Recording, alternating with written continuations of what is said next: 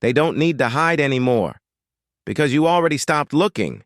They tell you secret societies are just clubs, social groups, old men in funny hats playing dress-up. That's the first lie, because the most powerful groups in the world never call themselves powerful. They call themselves traditions. Let's start with something real. The Freemasons are real, founded centuries ago. Their symbols, real. Their rituals, real. Their influence in early governments, documented fact.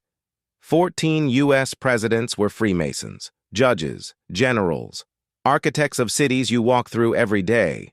They'll tell you it's about brotherhood, about morality, but morality doesn't require secrecy. Power does.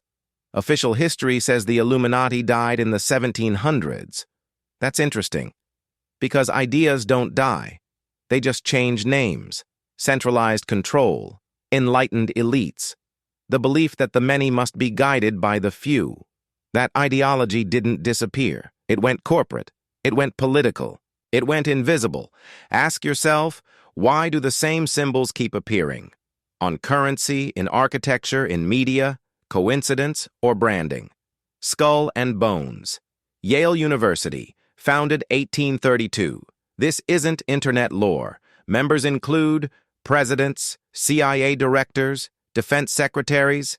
They meet in a windowless tomb, they use ritual names, they swear lifelong loyalty, and they laugh when you say it sounds creepy, because if you normalize the ritual, you never have to explain the outcome.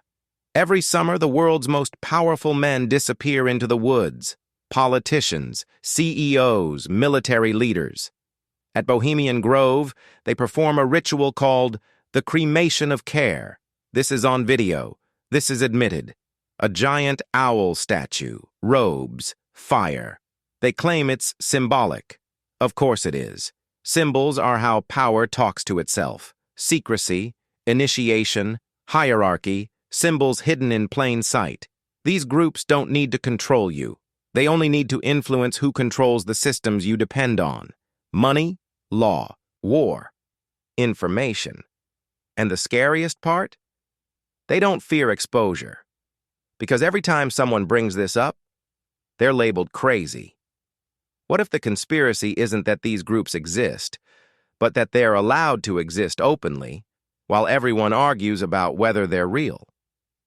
What if secrecy isn't about hiding, but about making sure you never take it seriously?